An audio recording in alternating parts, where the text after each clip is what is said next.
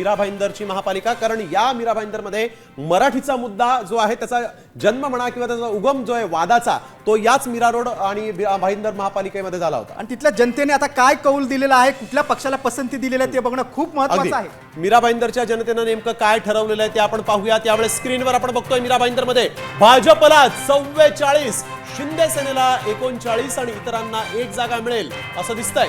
काँग्रेसला 10 आणि ठाकरे सेनेला केवळ 1 जागा मिळेल असा एक्झिट पोल सांगतोय। अगदी आणि अतिशय महत्त्वाचा खरं तर मीरा भाईंदरची महापालिका आणि इथं ठाकरे सेनेचं पूर्णपणे पानिपत होऊ शकतं असं एक्झिट पोलचे आकडे सांगतायत। भाजपला इथं सत्ता राखता येऊ शकते कारण 44 जागा भाजपला इथं एक्झिट पोलद्वारे दाखवण्यात अगदी बरोबर आहे स्नेहिल, मराठी अमराठीचा मुद्दा इथे खूप गाजला होता आणि प्रताप सरनाईक जे शिंदे सेनेचे मंत्री आहेत त्यांनी देखील इथं जोर लावला होता। मात्र भाजप बाजी मारेल असा एक्झिट पोल सांगतोय।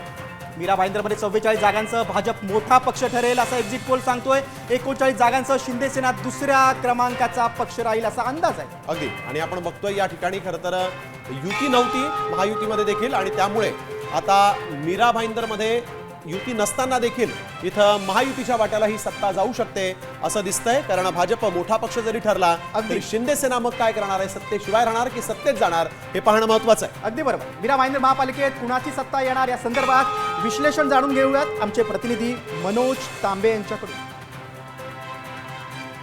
मीरा भाईंदर महानगरपालिकेची निवडणुकीची मतदान प्रक्रिया पूर्ण पार पडलेली आहे आणि या मतदान प्रक्रियेमध्ये 434 उमेदवारांचं भवितव्य मतदारांनी बंद पेटीमध्ये बंद केलेले आहे। या निवडणुकीमध्ये भाजप वर्सेस शिंदे सेना ही आक्रमक झाल्याचे पाहायला मिळेल। या निवडणुकीच्या पार्श्वभूमीवर भाजपचे आमदार नरेंद्र मेहता आणि परिवहन मंत्री प्रताप सरनाईक यांच्यामध्ये काट्याची टक्कर झाली होती।